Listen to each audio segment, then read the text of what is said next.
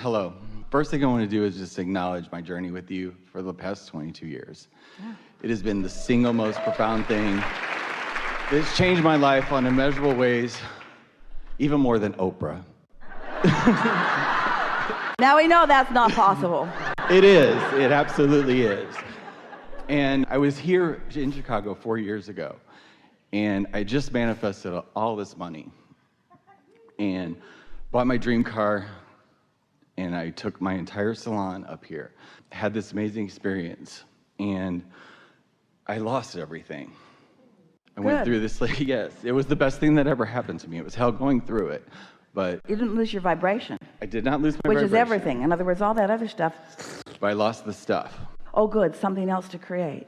Exactly. Because a lot of times the stuff that you've got hinders the stuff that's coming. It did. I was so scared of losing it. Yeah. Yeah. Your vortex has really improved since you gathered all that crap. It did. It did. It did.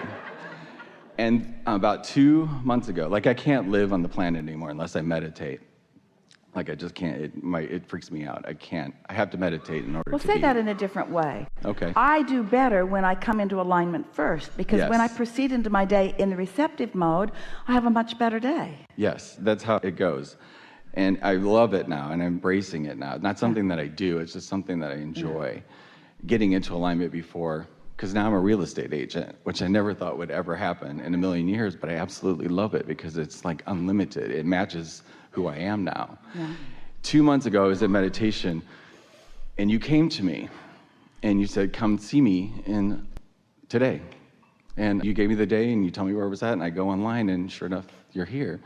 And I'm here, and we're supposed to have this amazing conversation. We want to have a conversation because we can't use you as an advertisement when you say, hey, Abraham, I've been with you for 22 years, and I've lost everything. But the good news is... So ordinarily, we wouldn't sell you a ticket. This is true. The reality is I've been having this insane path or sane synchronicities that are absolutely blowing my mind about... Are you telling us that thoughts are turning to things? Yes. All right, do you have anything else you want to talk about that's not boring and normal? No. We'll hear you. I know. I just recognized this thing, and it almost looks like a V. And I had it, like everything is almost exact. Like I went to the bottom, I'm doing everything on a completely different level now. And Jerry was a financial counselor for many years. He was helping people figure things like that out. And one of the first things he asked us when years later he began visiting with us is, hey, Abraham, why is it that people so often need to go all the way to the bottom before they start bouncing up? He said they always do. They always begin bouncing back. But why do they have to go so low? He said first it's the boat, and then it's the second car, and then it's this, and then it's this, and then it's this. And it's like the slide continues to go down until it's all gone. Why is that? And we told him years ago what you just told us that you recognized. It's the attention to what you're losing that holds you in that vibrational place that makes that the reality that you are carving out. Doesn't have to be that way. You could slide a little and take the bounce from it right then. But so many people are pressing so hard against what they do not want that they're letting that be the basis of their vibrational offering and therefore their vibrational point of attraction. And so at any point that you take the bounce and turn around, you can expect that things will go way, way better, because during all of that contrasting time, first of all, you've put so much more in the vortex. The momentum of the vortex is so much stronger. But it also requires then more discipline of focus, to not allow yourself to go back in a sort of post-traumatic war syndrome type thing and focus upon those things that caused you emotional pain then. In other words, you've really got to accept that all of that is to your advantage. We have two very important stories to tell you, and you've undoubtedly heard them before, but we're going to tell them to you again. So 2 people in the same week came to us with similar stories. One, a woman, an artist, coming from New York out to California. She had her portfolio of all of her magnificent artistry in her car in these boxes. She was going to Hollywood. She was going to present herself as a set designer. And someone broke into her car and took it all. And she said, so here I am with nothing to show. She said, I have lost it all. And we said, you have not lost your talent. You've not lost your point of attraction. You've not lost your vibrational prowess. You've not forgotten who you are as an artist. And anyway, that portfolio no longer represented what you have to offer now. It was a distortion of who you are. If you show what you painted 5 years ago, 10 years ago, 15 years ago, really, she had some of that in her portfolio, or even 1 year ago, or even last week, it does not represent who you are now. We said, go, present yourself as you are now. The other was a man who, like you, had built quite an empire. He had lost it. He was in his 60s. He said, Abraham, how can I ever begin to start over now? It's taking me all these years to get to that point, and now it's gone. And we said to him, you have not lost your point of attraction. You don't understand what that vibrational version of you is. You have not lost your point of attraction. Your point of attraction and all that power of desire is there. You can turn things around so quickly. All you got to do is get in the receptive mode. It doesn't matter what you have. You're not amassing stuff anyway. You're amassing your ability to attract stuff, to create stuff, to manifest stuff. Manifestation is an easy thing once you get into that vibrational place where you're allowing it to manifest. Don't drag your manifestations from before around with you and use those assets as your reason to express your prowess to the world. That's not your prowess to the world. You present yourself to the world vibrationally. You present yourself to the world attitudinally. You present yourself to the world in terms of your mood. It's your point of attraction. It's what you're allowing the universe to deliver to you now, the ideas now, the rendezvous now, the circumstances and events now. You hear people talk about, oh, they got their big break. Well, we say they finally got into the receptive mode. And so often when people get their big break, they don't stay in the attitude of allowing another and another and another and another and another, because they think that big breaks are scarce. They're not. It's receptive modes that are scarce. It's you being in this receptive mode. That's what's scarce. That's why when somebody finally figures it out and they become masters, you want to say, oh, well, they're a master because they struggled and they did all this and they dragged their body through all of this and they've lived all of these years and they did all of those things. And we say, maybe they did do all of that and maybe it took some of that for them to get into the receptive mode. But it's the receptive mode that you are witnessing, not they're dragging their assets around.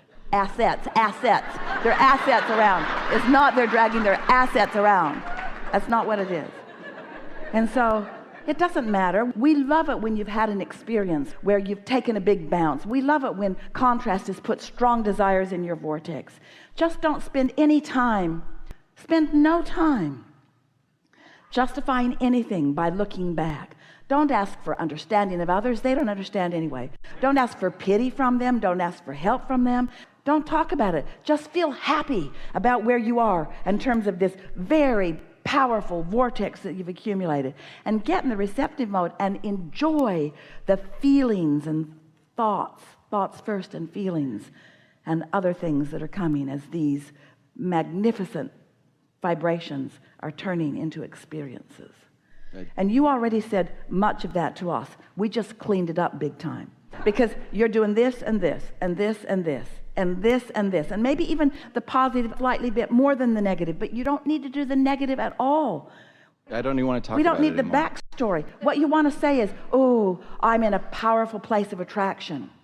Now what you want to say is, oh, and it was hard to get there. Don't say that, because it wasn't hard to get there, and it was the most natural thing in the world to me. And standing where I stand, I can see so clearly why I'm standing where I am. I feel more vital and alive than I've ever felt in my life. I can feel that things are really working out well for me. I can feel that the universe has my back and that source energy is with me. I can feel that things are all lined up. I know what my work is. My work is receptive mode. And oh, I've always been really good at that. I've always been really good at being able to focus. And off you go. I want to know more about receiving thoughts from broader perspective, because I have these ideas, I guess, and I don't know necessarily, like, you have spiritual guides. I've researched a lot of alien stuff, and so like that consciousness, and then there's all these other consciousnesses, and then there's source, and I feel like my path began with source and praying to God and to feeling God, and now all of this is like, I don't know if there's boundaries, and then there's this feeling and There sense. don't need to be any. I guess there don't. There don't need to be any, because on the path of least resistance, we talked about this at the beginning of the day. This path of least resistance, and the reason that we direct the energy so that Esther chooses those words instead of path of most allowance, she chooses the words path of least resistance, because we want it to be all right with you that you, and only you, have thrown some resistance on your trail. We want that to be all right with you. And we want it to be all right with you that you've thrown resistance on your trail, and that the source within you knows where it all is and is guiding you around it, over and under it and through it and around it. And so it's all right that it's there, because it's known and understood from broader perspective. It's like looking for something that's lost and then getting an idea to look for something else that isn't lost.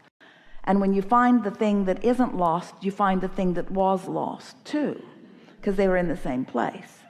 But if you were looking for the thing that was lost, you wouldn't have been able to find it, because your belief that it was lost was keeping you from the impulse that would lead you to it.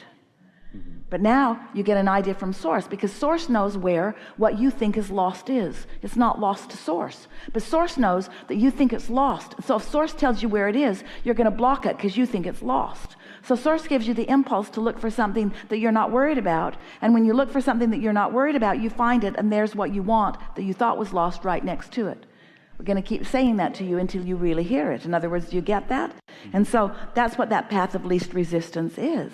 The path of least resistance means source knows who you are and loves you. Source knows where you are and thinks it's great. Source knows where you are in relationship to where you want to be and knows exactly how to lead you there. So the path of least resistance is you just chilling out and following the impulses, not judging them, not second guessing them, not even really talking that much to others about them who aren't going to get it. Yeah. Just follow your impulse for the pleasure that is ready for you. Yeah. And so maybe I'm looking for a definition of source, or narrowing it down too much. Like, I know there's all these non-physical guides helping us in every moment. Before we can have a conversation that you can feel an answer to that question, how to define source, we have to have a conversation about the resistance on the trail, because source is everywhere on the trail. Sometimes source is going to be represented by just a friendly meeting of eyes on a street. Sometimes a bird is going to come and land right on your windowsill and is going to represent source. Sometimes a thought is going to waft across your mind, and when it does, a corresponding emotion of elation is going to come with it. Those are all source experiences. Sometimes you're going to watch a movie, and the only thing you're going to take away from it is something that source knew you wanted to know. There's no way of defining source, because source is omnipresent. The way we want to define source, we don't want to tell you where or who. We want to define source in emotional terms. Because source is always presenting to you. When you are allowing source, you could feel any of these emotions. Any of these emotions. Relief. Source is always an improved emotion. So source is, it's the movement. It's not an actual So emotion. if you are feeling resentful, source is the feeling of frustration, because it's a path of least resistance. Oh, you thought source was always up here.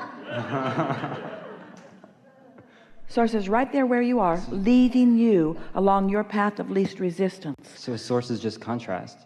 Source is improvement in the way you feel. Source is calling you home to who you really are, to who you have caused yourself to become. Ooh, this is a really good conversation. So source is, it's the movement. Source is the creation of the movement from where I am to my desire. Yeah, your recognition of source is your improvement in the way you feel. So it's always bringing a little relief. And of course, at first, it's a little relief, but once it gets rolling, then it's ecstasy, then it's passion, then it's enthusiasm, then it's friskiness.